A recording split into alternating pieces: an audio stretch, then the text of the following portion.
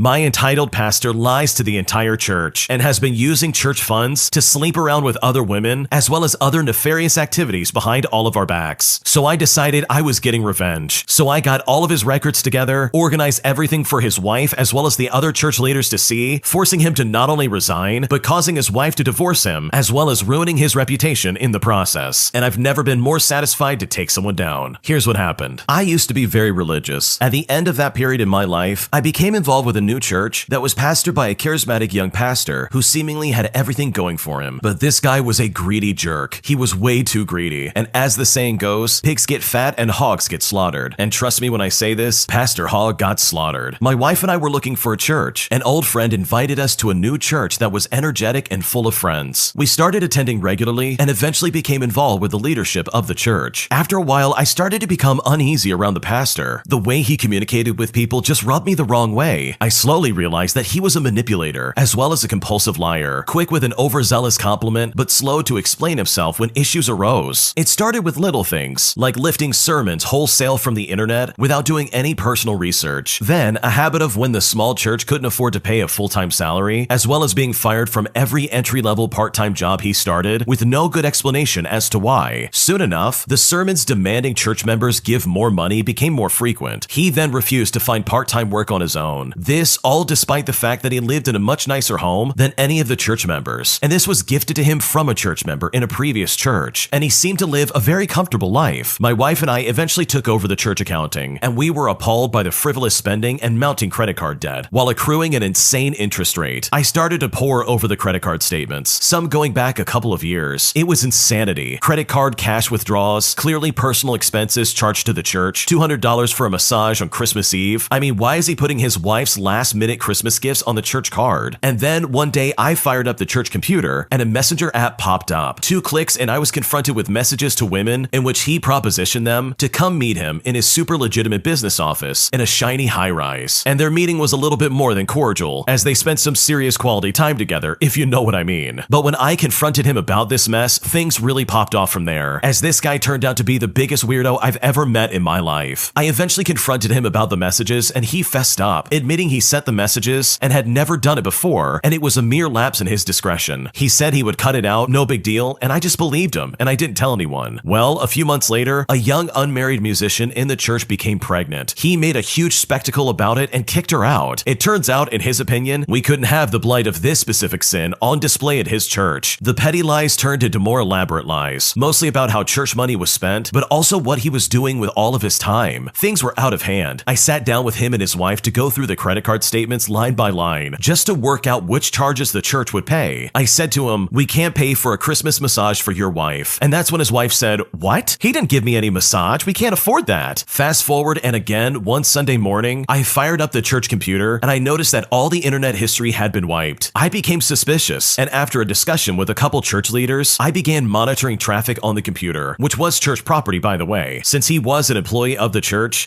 had the right to monitor the computer. Within a matter of days, it became apparent that he was cruising the net just to look for ladies of the night, if you know what I mean. To his credit, it seemed like he was looking for someone who would give a discount. He had a church-provided cell phone, and I had access to the account. A quick check confirmed a pattern. He hits one of these ladies of the night ads, a phone call to the corresponding number, it's just a 1-minute call, and then another ad, another number, and another minute. He would repeat this pattern over and over again, and then there would be no calls for a day or two. In the course of 7 days, there were 4 distinct episodes following the same pattern. Looking at the past phone records, I was able to work out that he had been doing it for years. And this is right about the time when I caught him trying to pretend to be some kind of successful businessman on messenger apps. This guy lied right to my face. He played me for a fool and I swallowed it whole. I felt like a total idiot. I checked up on him during work hours and he wasn't in the church office. He wasn't at home with his wife, and she said that he was at church, but that definitely wasn't true either. This guy guilted a bunch of people who looked up to him into giving him more money while then turning around to spend that money on ladies of the night. He kicked out some pregnant teenager because he didn't want that sin on display. All the while he's spending quality time with other women while parading around like some business mogul, with the cherry on top of getting a secret massage on Christmas Eve, just to then put it on the Christmas credit card. All of that wrapped together truly was unforgivable for me. I brought together all the records I could get my hands on, and I organized them all. Excel spreadsheets with times and phone numbers, printouts of the ads complete with full color pictures, lists of suspicious credit card charges, and I color coordinated coordinated everything. It was an unimpeachable record that the slipperiest of liars would not be able to explain away. I contacted the church leaders and shared what I found. We called a meeting and confronted him. He immediately went into damage control. He resigned on the spot and begged us not to tell his wife or anyone else. Well, that was absolutely not going to happen. I sent my masterpiece to his wife and walked her through it. Anytime he fed her a lie, I set her straight up with raw data. She kicked him out, filed for divorce, and left the state. The church disbanded, and he disappeared, eventually filing for bankruptcy. And I haven't been to church since. I still Google his name from time to time. After a couple of years, I got a hit about him working at some low levels in some church. Every time I would check, he would be at a different church. I've been tempted to dust off my folder of destruction, but I figure he's been through enough. Wow, that's honestly crazy to me. People really put their trust in church leaders, and they really look to them for like solace and other aspects of their lives. So the fact that this pastor would betray the trust of their entire church, not only to use church funds however they want, but also to literally sleep around and cheat on their wife, all under the guise of being this holy person, is in my opinion so hypocritical and so awful. Like, why would you blow up your family and ruin your reputation while also masquerading as something that you're not? Like, seriously, this guy needs to change lines of work, because being a pastor or some kind of church leader and doing stuff like that is unacceptable, and it shows that he's absolutely not practicing what he's preaching. And it's also hugely ironic that this guy kicked out the young lady who was pregnant, while he himself has done much worse. So good for the original poster for taking this guy down. He seriously had it coming, and the way he was acting was so inappropriate. And if it wasn't for the original poster, this guy very likely could still be getting away with this. If you like Am I the Jerk, you're probably going to love Am I the Genius. Check it out, link down below in the description. My new army captain that was over my section tried to make my life a living nightmare, but as a result of trying to boss me around and make me abandon my post, she ends up getting relieved from duty and completely ruins her career. Here's what happened. So for a bit of background, I used to be an armorer in the US Army. Basically, I was the person in charge of securing and maintaining all the weapons. I was stationed overseas at a base that only had one arms room, and I was the guy who ran it. So instead of just being responsible for the weapons in my unit, I was responsible for all the weapons in the entire post. On paper, that's a job that's supposed to be done by an E6 with a 2-person support staff. In reality, the position was chronically short-staffed. It was just me as an E4 doing the job of 3 people. Because the position was critical to the operations of a bunch of different units, including things like special forces, where everything about them is classified by default, and joint operations with the Navy and Air Force, and a few foreign militaries who were working with the United States, I had to get a security clearance that was higher than everyone else in my unit. As far as I knew, there were only 4 other people on the post with clearance high enough to do what I did, and they were all officers too, by the way. This led to some amusing situations where I was accidentally called for security briefings that were way above my pay grade. That sucked because I was on call all the time, and I had to go to work anytime anyone needed a weapon. Being on call was supposed to be a duty rotation, but I was the only one who could do it, so I slept in the arms room a lot. I wanted to make sure I had as little to do as possible, so I got very good at my job. How good, you might ask? During an army-wide review of the entire supply chain, my post was found to be the best-run arms room in the entire army. I won a medal and everything for that. Then we had a change in command, and the new captain hated that I didn't have to go to training exercises because I wasn't allowed to be more than 30 minutes away from the arms room ever. Well, the new captain was absolutely determined to take me on a training mission. She had somehow gotten into her head that I was a slacker, which I absolutely was, but only because I was efficient, and I was ticked off that I never got to leave the base. So she drew up a bunch of paperwork to sign the arms room over to the supply sergeant. I refused to sign it. Next, she tried to sign the arms room over to the company commander, but I refused to sign because that commander had become a friend of mine, so I knew he was required to leave the base weekly for security briefings. Finally, she tried to sign the arms room over to our company's supply lieutenant. I tried to explain that the lieutenant doesn't have high enough clearance, but she just cut me off. She said she was tired of my excuses. Then she ordered me to sign and threatened me with an Article 15. I wrote under duress on the paperwork. She didn't even look at the signature, so I sent an email to the warrant officer who was in charge of logistics for the area, and he was the guy who had given me the award I mentioned earlier, so he was especially angry when he found out what was going on. I then went on this awful little weekend training exercise and basically enjoyed my vacation. That sequence of events happened on Friday afternoon. The chief didn't get my email until Monday morning. Well, as you probably can guess, on Monday afternoon, my captain was relieved of command. I eventually had to testify at her disciplinary hearing. My second favorite part of the whole experience was the supply lieutenant, who got a slap on the wrist, by the way, for inadvertently obeying illegal orders because he hadn't learned the regulations before signing. He said, "Is it like that for you all the time? This has to change." But my favorite part overall of this entire situation was the full bird colonel in charge of the hearing asking my former commander the following: "Your soldier was awarded for being being the best at his job in the entire army. After he refused your orders the first few times, why didn't you start asking questions? So overall, it was really satisfying to see her get exactly what she deserved. How awful is that? Imagine trying to do your job exactly as it's described, and then someone comes in and says, no, you're just lazy. She was probably really jealous that this guy didn't leave the base, and he wasn't going on any of these training exercises, which I can imagine are probably really strenuous, and they're probably really complicated. So she thought she was picking an easy target and tried to force him to come along. But honestly, in the end, she got exactly what she deserved, because the way she was acting was incredibly inappropriate, and no one deserves to get treated like that in the slightest. Am I the jerk for taking my little cousin out with me and my friend after nobody attended his birthday party? Here's what happened. So I'm a 16-year-old male, and I had plans to hang out at an arcade with my friend by the name of Alex. Alex is not his real name, and this was all supposed to happen at 2 o'clock p.m. Meanwhile, my 7-year-old cousin's birthday party was scheduled from 12 o'clock to 5:30. While we waited for my hangout time with Alex, I decided to help my aunt with the preparation, especially with a cake and cupcakes and setting up the snacks on the table. But honestly, the best part was spending time with my adorable little cousin. We were both super hyped up for his party, but the fact that absolutely nobody showed up to his party is insane. We waited for an entire hour, and all the decorations, treats, and snacks were just sitting there untouched. Seeing him overwhelmed with negative emotions made me incredibly sad. I didn't want this day to be ruined for him, so I took matters into my own hands and called up Alex and asked if we could go to the arcade earlier and bring my cousin along with us. We had an amazing time there, and he ended up feeling so much better. When we returned home with my cousin though, my mom and aunt were yelling at me, claiming that I messed up. They insisted that my cousin would have had a better time with family. Look, I get it. We would have spent some family time together, but in that moment, all I wanted was to ensure that my cousin's special day wasn't completely ruined. He had an absolute blast at the arcade, and I genuinely don't see how I'm the one in the wrong here. I mean, my cousin doesn't even have many friends, and he only invited people he felt comfortable with, including some of his supposed best friends. So you can imagine just how heartbroken he was when no one showed up. So am I the jerk here? Did I actually mess up by making my cousin tag along with me and my friend? What should I do? I don't think you're the jerk at all. Your cousin's birthday party completely blew up in his face, and he had nobody show up to his birthday party. Like, that must be an awful feeling, especially for a 7-year-old. So the fact that you had the insight to be like, okay, come with me to the arcade with my friend, let's go have some fun. That, in my opinion, was a really good move. It shows that you really care about your cousin, and you really wanted him to have a good birthday. The original poster goes on to say that yes, they asked an adult before they took their cousin with them, and they asked their mom, who also told the aunt. So it's not like they weren't aware that this cousin was going with the original poster, but it's so weird that they switched it up as soon as they got back. So no, you're not the jerk in this situation. Your family is being weird for literally no reason, and you did this kid a favor because his birthday party felt like a lead balloon, and you made what would have been an awful day a little bit better just by inviting him to come along. My sister demands that my husband and I pay $22,000 towards her wedding, claiming that simply because we have the money, we should then just give her the money so that she can have a wedding that she likes. But my husband and I refused, and now she, as well as the rest of the family and friends, are all calling us bad people, and I'm honestly now not sure what to do. To start things off, I'll say that my parents are already offering to chip in for her. They didn't chip in for me, even though they offered, and I rejected them, as my husband paid for the entire thing. He's very wealthy, and so are his side of the family, so it was a very big, extravagant wedding. My sister was one of my bridesmaids, and I paid for her bridesmaid dress and paid for everything. I spent hours organizing my wedding and spent a lot of money and organization to make it the best day ever. My sister helped with my weekend with organization, but not financially. My best friend and the maid of honor helped me the most with everything. Anyways, my sister now is getting married, and she wants my husband to pay for it. It's going to be $22,000 that she wants us to pay for. We told her that that's ridiculous, and she would have to try and pay for her own wedding or get our parents to help out. She then got angry at me, saying that my wedding was 1,000 times more expensive and that I had the money and wasn't being fair for her. Her friends and her husband have been saying that we were snobby and that we were treating them badly, and we won't pay for anything towards their wedding when my sister helped out so much with mine. I've even gotten messages from some of her friends calling me an awful person. Someone even said that apparently she married her husband for the right reasons and not for money, which really upset me. I don't know if there was anything I could do or if I'm in the wrong for refusing that. What should I do? First off, if you haven't done it already, I would block the friends that are messaging you. Those people are idiots and they really need to mind their own business. Also, your sister's being really obnoxious here. Who just walks up to their sibling and says, okay, I need $22,000, and by the way, if you don't do it, I'm gonna slander your name to the rest of the family. Like, seriously, what are you doing? That's a lot of money no matter who you are, even if you do have that kind of money. Like, what kind of nerve does this lady have to seriously walk up to your husband and demand $22,000? If she really wanted to ask for money, at least ask for something smaller than than that. Because at the end of the day, it's her wedding. Why on earth should you be forced to pay for her wedding when she didn't even help out financially with yours? Yeah, she helped out by organizing stuff, but literally anybody can do that. If we're looking at this logistically, she didn't do anything for your wedding. That is honestly, in my opinion, way too much money. And the fact that she would try to spring this on you and act like this is going to be your fault if you can't pony up the money honestly shows her true colors. So no, you're not the jerk in this situation. Your sister really does sound incredibly entitled, and just because your husband's rich doesn't mean that you two have to finance her wedding. My fiance is banned from every major bank and payment processor, but tells me it's because of a conspiracy against him. And now I'm at a place where I seriously don't know what to do. My fiance works from home, and he has always been very secretive regarding his finances. He has repeatedly told me that it's not my place to know how he makes his money, but he has briefly mentioned that it apparently relates to cryptocurrency. Needless to say, he makes a lot of money doing just this. One of the main reasons that I've been trying to get him to be more honest with me about his finances is that I found out that he is banned from quite literally every major bank and every major payment processor. It's so bad to the point where 3 months ago, he tried to open a personal checking account with a small local bank, and they at first allowed him to do it, but then they closed his account after the first week for the reason that my fiance still won't tell me. The whole situation was a mess because he had something like $600,000 in that account, and they had to investigate the funds for over 3 months before they were finally released last Friday. This situation was kind of my breaking point regarding his financial secrecy. I told him that I needed him to be more honest with me regarding his finances, especially since we're going to be getting married in 2 months. He told me some disturbing things that sound like delusional conspiracies that you might hear online. Basically, he said it was the deep state and the elite who control the global banking system, and they are apparently out to get him because he's in the process of exposing them to the world. When he was saying these things, I was waiting for him to tell me that he was joking, but he never did. And when he was done talking, I just stared at him. Here's the thing, my fiance is not some crazy internet supporter of these theories, and I can list so many things that are absolutely great about him. He is someone I want to be with forever, and I have never felt this in love with anyone before, but this rapidly devolving situation is breaking my mind. I keep asking myself how this will work once we're married, and if he will ever finally become fully open with me once we're married, since perhaps he will trust me more then. What should I do? This is a major red flag in my opinion. First off, the original poster went on to say that they've both known each other for 8 months, and they've been engaged for 2 months overall. And that honestly just sounds super sketchy. It doesn't sound like he's being totally honest with you, and it seems like he's intentionally leaving out some details that would be really important for you to know. Like, where is he getting this money from? Sure, he says it's from cryptocurrency, but why can he not make a bank account? Like, seriously, what is going on? If I was in your shoes, there's no way I would marry him unless I knew this financial information up front first and foremost. And also, this talk about the deep state and the global elite being after him or something like that